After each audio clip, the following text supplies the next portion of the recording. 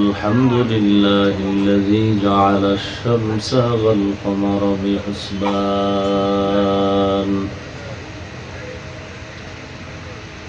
والنجم والشجر يسجدان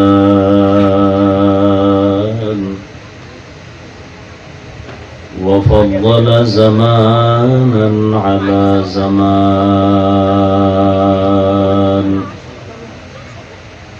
كما فضل مكانا على مكان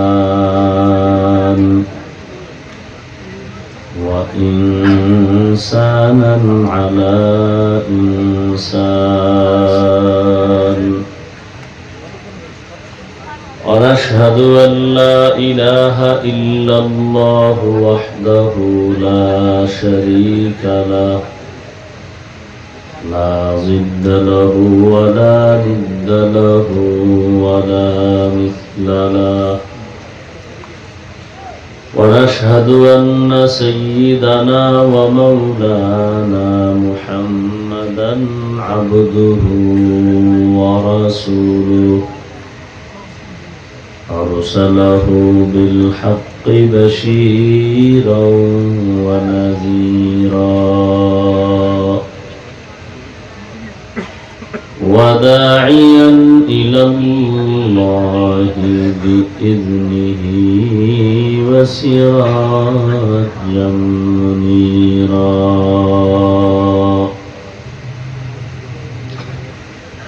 اللهم صل على محمد النبي الأمي وعلى آله وسلم تسليما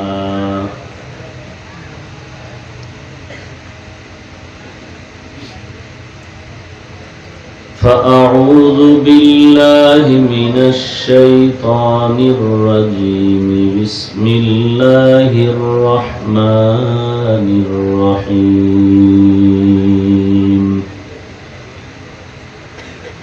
ولنبلونكم بشيء من الخوف والجوع ونقص من الأموال والأنفس والثمرات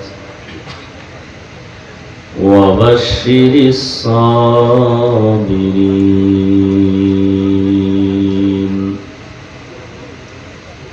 وقال النبي صلى الله عليه وآله وسلم من يرد الله به خيرا يصب منه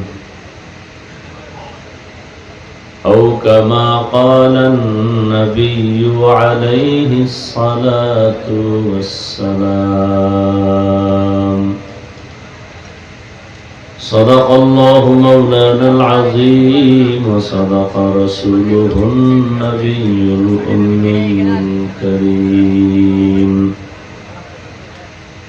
ونحن على ذلك من الشاهدين والشاكرين والذاكرين والحمد لله رب العالمين. এই তোমরা কি নতুন? পিছনে ম্যাক দিছো, সাউন্ড বাড়াও না কেন?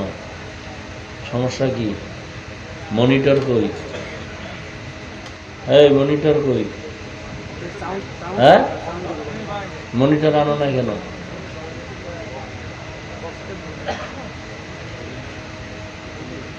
রিভার্ব বাড়াও, ইকো দিবে না।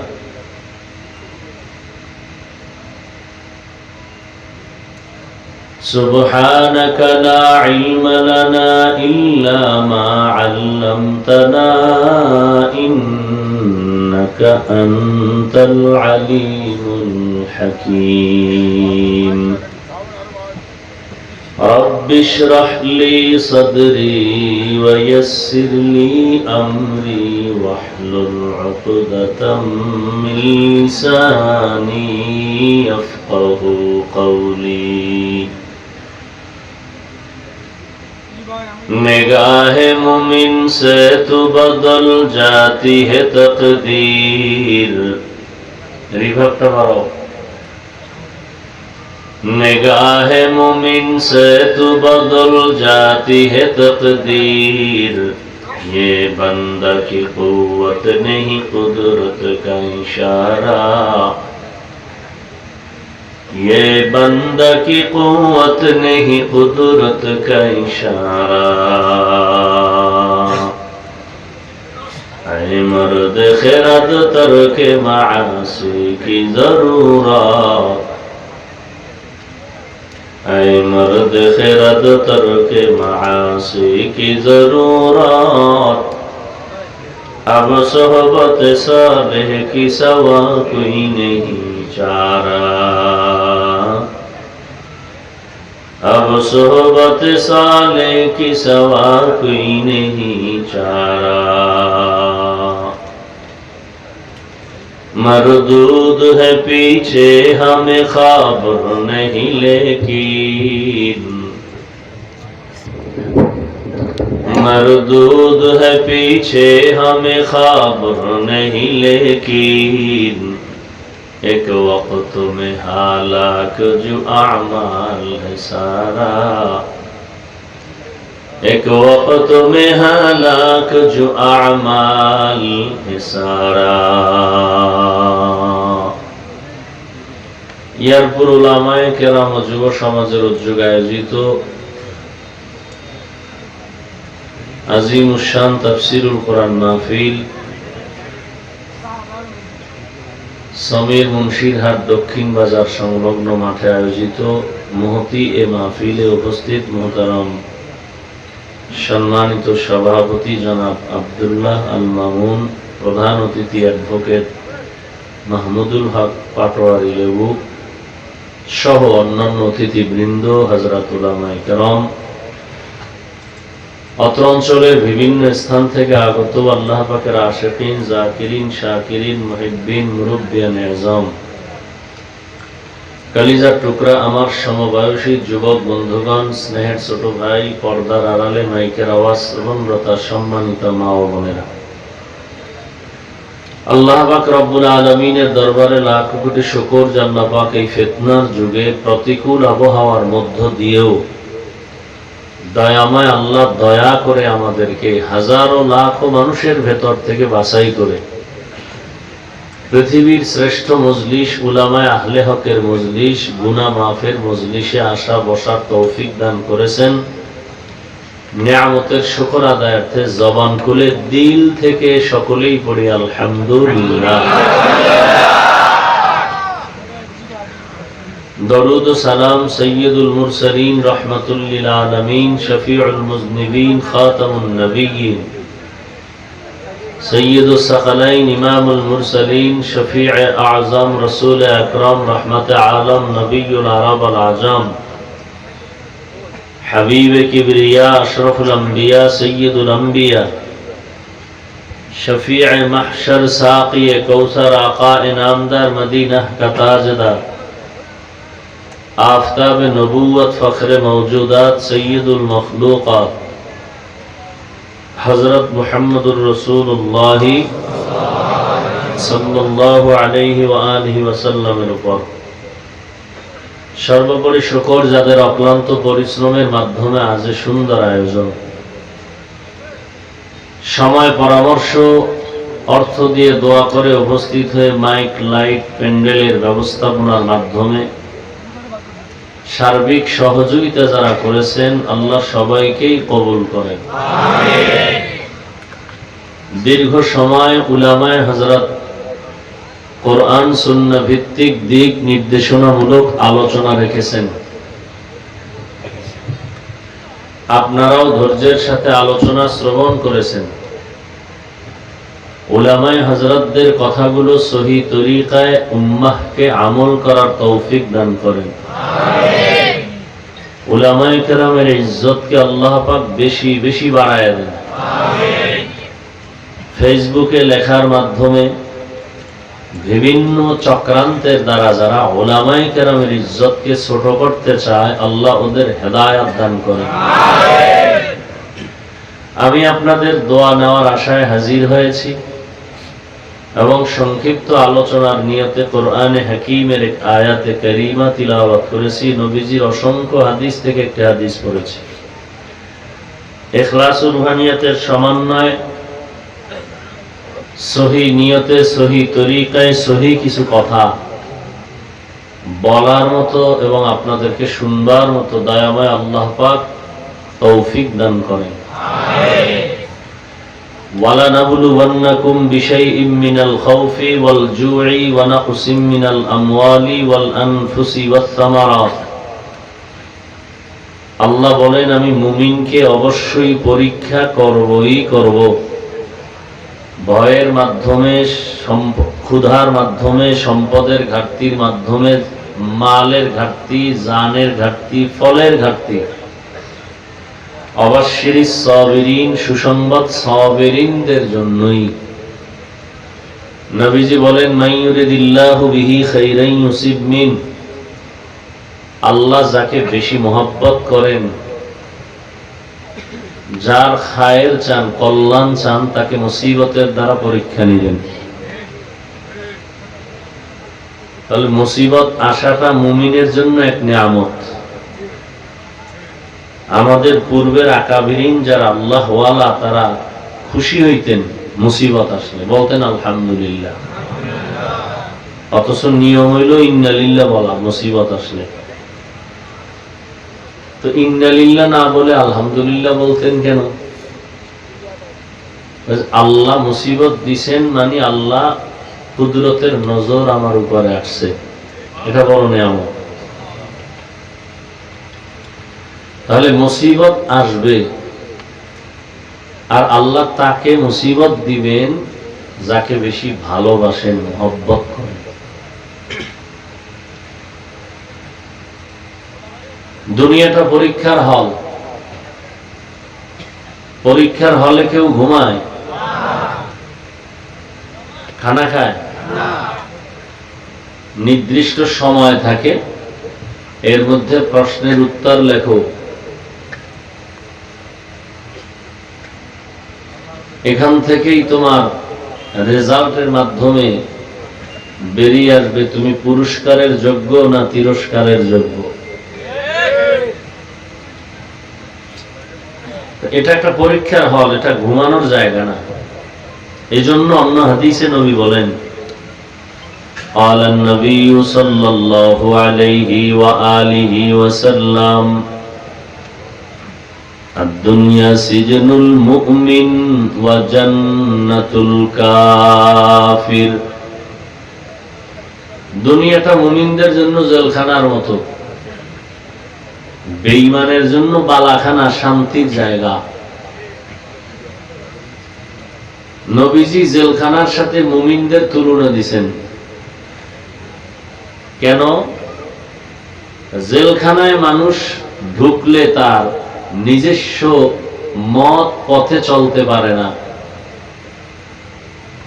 যারা আল্লাহর প্রিয় বান্দা মুমিন, তারাও দুনিয়া নামক জেলখানায় যতক্ষণ থাকবে মন মতো চলতে পারবে না।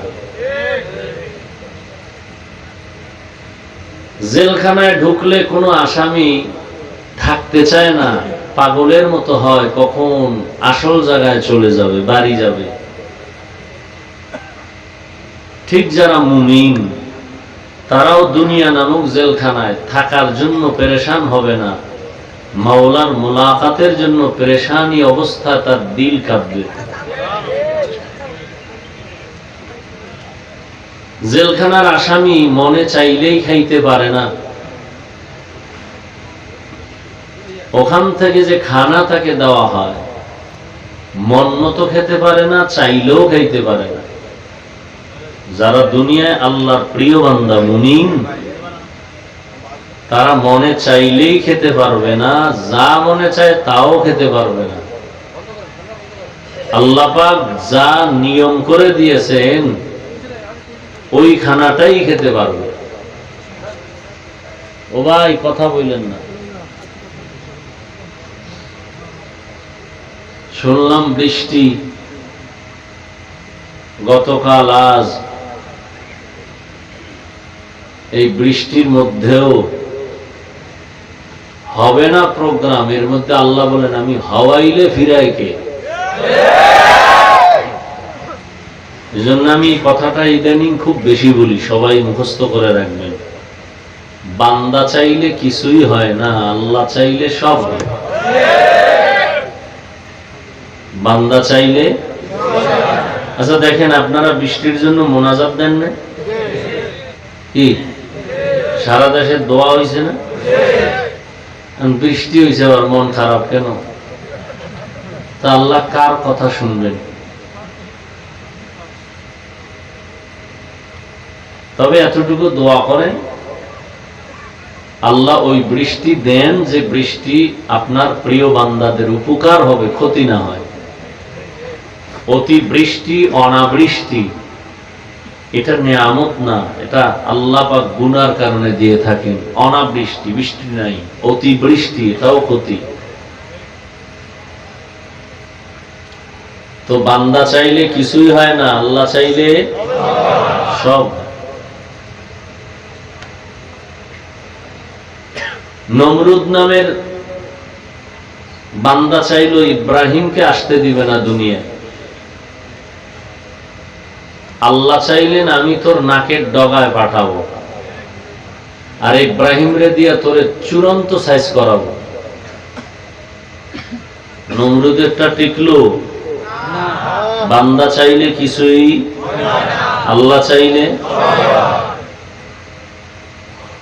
এখানে আপনারা সবাই দামি মানুষ, শিক্ষিত মানুষ,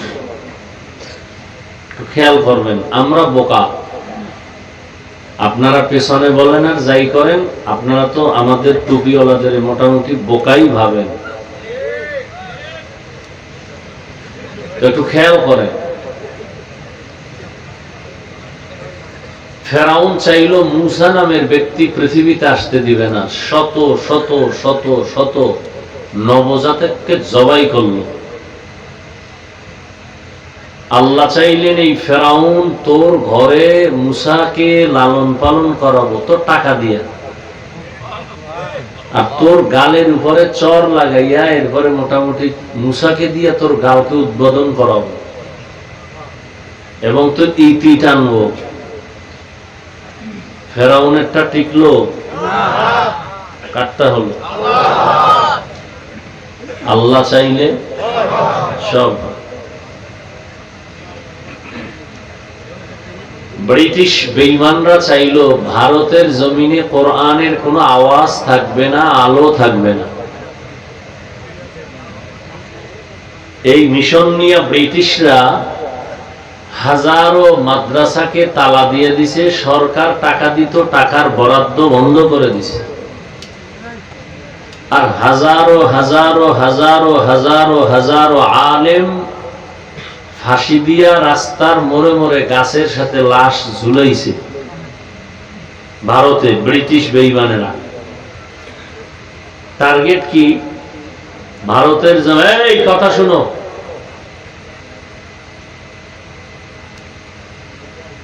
সব জায়গায় চালাকি চলে না, মানুষ ভালো হইতে সময় লাগে, কপাল ফুটতে 1 সেকেন্ড লাগে। কথাগুলো বুঝবেন, বিশেষ করে যুবকদের বলি, প্রত্যেকটা জিনিসের একটা আদব আছে।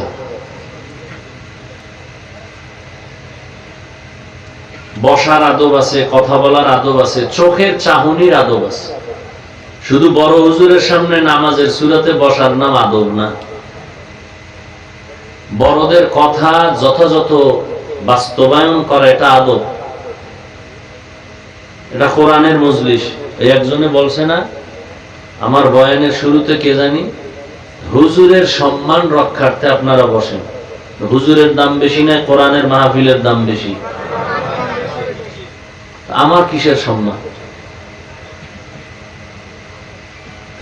আমিও তো এই কোরআনের বরকতে সম্মানিত, তা আমি কে?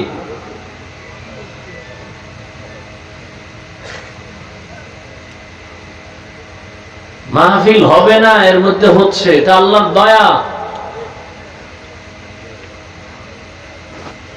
কথাগুলো বুঝবেন, যুবকরা কথা বুঝো, জীবনে বহু পণ্ডিতই করছো, কিন্তু ফলাফল জিরো। মইরে গেলে মাও মোনাজাত দিয়ে কইব খুশি হইল, এই বেটা জীবনে কামাই করছো মায়ের বরদোয়া, মাস্তানি করো বয়ে বয়ে না, মায়ের বরদোয়া কামাই করছো, তুই মরলে তোর মা খুশি, এবার বুঝ তোর কপাল কত খারাপ।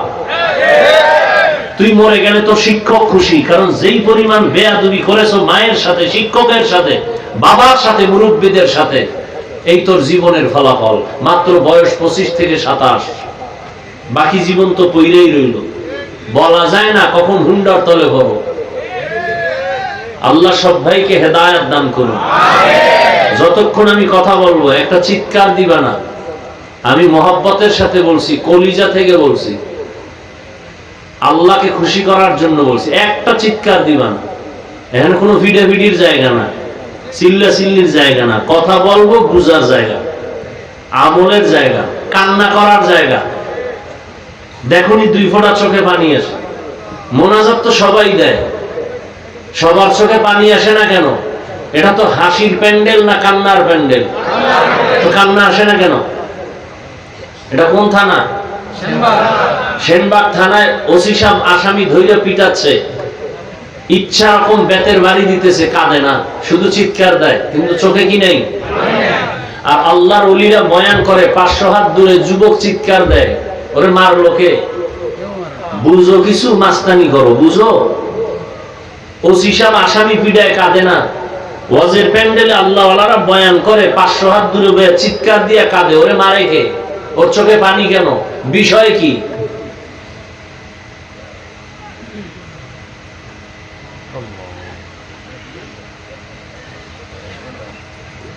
আল্লাহ আমাদেরকে হেদায়াতের দৌলত দান করেন।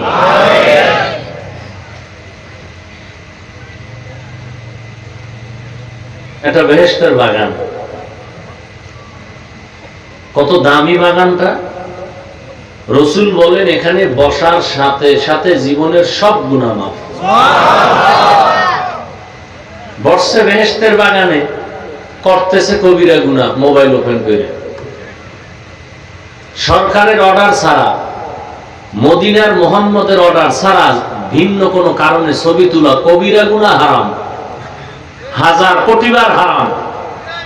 মানো আর না মানো সেটা ভিন্ন কথা। বর্ষ বেহেশতের প্যান্ডেলে করতেছ কবিরা গুনাহ, বিষয় কি? এখানে বেহেশতের বাগান, ওখানে জাহান্নামের বাগান। মার্কেট নাই, মহিলা পুরুষ একসাথে নাই, গুনাহ কে নেবে? আমি। বুঝেন, ভালো করে বুঝেন। এখানে জান্নাতের বাগান, ওখানে কি? জাহান্নামের বাগান। ওই মার্কেটে ঘুরতেছে, আড্ডা দিতেছে মহিলা পুরুষ, মেয়েরা, যুবতী যুবকেরা। এনি নাই? আমি বানায় বলতেছি। আল্লাহ আমাদের হেদায়েত দান করুন। রাগ করবেন না, মরতে হবে। কুত্তাও এরকম দৌড়ায় না। আমরা হুজুরেরা আপনাদের পিছনে যেই পরিমাণ দৌড়াই, জানি আপনি আমার গালি দেন, জানি, ও কানে আওয়াজ আসে। ফেসবুকে লেখেন আমাদের বিরুদ্ধে, ইমামের গালি দেন, আলেমরে গালি দেন, জানি আপনি গালিবাজ, জানি আপনি সুদ খান। এরপর আপনার বিরুদ্ধে, আপনি তো আমার বিরুদ্ধে কথা বলতে বিসমিল্লাহ পড়েন না, অথচ আমরা ওলামায়ে কেরাম আপনাদের বিরুদ্ধে একটা কথা বলি না। দেখলে আগে সালাম দেই, চিন্তা করি না এই লোকটা কোন লাইনের, এর দাড়ি নেই, টুপি নেই, নামাজ নেই, একবারও চিন্তা করি না।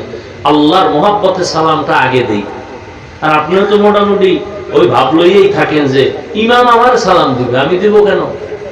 ইমামের আমি মাসে মাসে 50 টাকা বেতন দিই, তো সালাম তো আমাকে দিবে, আমি দিব কেন?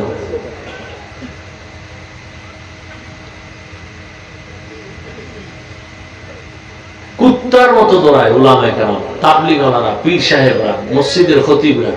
দেখছেননি আমনের মসজিদে জুমা ছাড়া নাই, ফজরে নাই, জোহরে নাই, আসরে নাই, মাগরিবে নাই, নাই নাই নাই, জুমায় ভিড়। কেউ জিজ্ঞেস করলো না, এই মিয়া ফজরে আসলেন না কেন? ইমাম সাহেব যদি এক ওয়াক্ত নামাজে না থাকে, রিকশা ড্রাইভারও ধমকায়। সত্য কথা স্বীকার করেন, মানেন আর না মানে, এটা মুসলমানি, এটা আদব।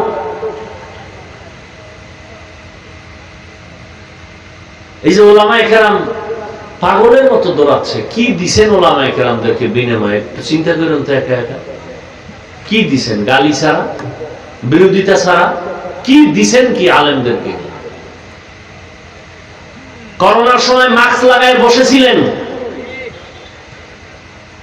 বাবা মারা গেছে করোনায়, সন্তানরা লোকের টাকা দিয়ে লাশটা কইছে ওই রাস্তার সিফায় ফালাই দেয়, জানালা চিল্লাইতে নিষেধ করছে, কিন্তু জানালা আটকে ছেলে ভিতরে রয়েছে, একবারও জানালা খুলে তাকাইলো না, বাবার লাশ কি কুত্তায় খাইলো না জানাজা হইল। করোনার ভয়, জাতি ভুলে যাস না সেই করোনার শত শত লাশ আমার দেশের টুপিওয়ালারা কাঁধে নিয়ে গোসল করায়, কাফন করায়, দাফন করায়, জানাজা পড়াইলো, একটা হুজুরেও করোনায় মরে নাই। আর তুই মাস্ক লাগায় এখনো বয়া রয়েছ, এখনো পকেটের ভিতরে আদ্য আর মেডিসিন, এখন আদ্য। আর আমরা যে 30 বছর রস করছি মদিনার নবীকে হাত দিয়ে খানা খাইতে বল, দোনো হাতের কবজা দো না, হুজুর গো কথা কামে লাগে না, এটি সব বোকার জাত, এটির মাথার কিচ্ছু নাই, বুদ্ধি নাই। করোনায় এসে কয় হাত দো, এখন আমারও কয় হুজুর হাত দইবেন নি। তুমি হাত ধুইছো, একটা সওয়াব হয় না, আমি ধুইছি সুন্নত অনুযায়ী সওয়াব। ১৫০০ বছর আগে রসুল বলে গেছেন হাত দো, কবজা পর্যন্ত ধুইয়া খানা খাইতে বসো, তখন আর ধুয়ে নাই, এখন করোনার ভয়ে ধোয়। হায় হায়, হুজুরেরা পাও ধরে ধরে বয়ান করে, একটা কড়া কথা কয় না, চিল্লায় না। মাসে একদিনের ছুটি নিল, ওরে দরখাস্ত, কৈফিয়ত, একদিনের জন্য একটু বাড়ি যাবো, 2 দিনের জন্য বাড়ি যাবো, বেতন কত কয় ৬০০০, বাকি কত কয় 13 মাস। গ্রাম এলাকায় তো হালা 24 ঘন্টা আপনার পিছনে সময় দেয়, কত গালি কত কিছু, এরপর মোনাজাতে দোয়া করে সবার জন্য, আল্লাহ ব্যবসায় বরকত দাও, চাকরিজীবীদের চাকরিতে বরকত দাও, কবরওয়ালাদের মাফ করো, অসুস্থ রোগীদের সুস্থ করো, খালি দোয়াই করে দোয়াই করে দোয়াই করে। আর আপনি সরকারের টাকা খাইয়ে চাকরি করেন, ৫০,০০০ ডান হাতে, টেবিলের তলে ৫০, আবার সরকারের গালি দেয়, স্কেল বাড়াও নাইলে গদির মধ্যে লাল বাতি জ্বালায় দেন। আর ইমামের বেতন ৫-১০ হাজার, ৬ মাস বাকি। কোনদিন ইমাম সাহেব জুমায় কইছে বেতনটা টাইম মতো দিও, নাইলে আসর থেকে সূরা উল্টা হবে। খুব লাগে না, কলিজা সাদা হয়ে যাইতেছে। আল্লাহ আমাকে হেদায়েত দান করেন। ভারতের ব্রিটিশ বেঈমানের বাচ্চাগুলো চাইলো ভারতে কোরআনের আলো থাকবে না, মাদ্রাসায় তালা লাগাও, সরকার টাকা দিত, বন্ধ করে দিছে। হাজার, শত না, হাজার হাজার হাজার হাজার আলেমকে ফাঁসি দিয়া গাছের সাথে লাশ ঝুলিয়ে রাখছে, রাস্তার গাছে। আল্লাহ কি চাইলেন? গোটা দুনিয়াতে কোরআনের আলো জ্বলবে, তার পাওয়ার হাউস হবে ভারতে, হয় নাই? কি আপনি মানেন আর না মানেন, শুরুতে বলছি সত্য কথাটা স্বীকার করেন, আপনি মানেন আর না মানেন। যুবকেরা, শিক্ষিত ভাইয়ের একটু জবাব দিয়েন, বেয়াদবি মাপ চাই। আমার ব্যক্তিগত, আমি কোনো দলও করি না যে আপনার আমি আমার দলে ঢুকাবো, কোনো টেনশন নেই। আমি নিছক আল্লাহর মহব্বতে কথা বলতেছি। ভাষা একটু করা হইলো মাপ চাই, ফাঁকে ফাঁকে মাপ চাই নেব, প্রয়োজনে স্টেজে থাকলে পাও ধরে মাপ চাবো, দিনের স্বার্থে।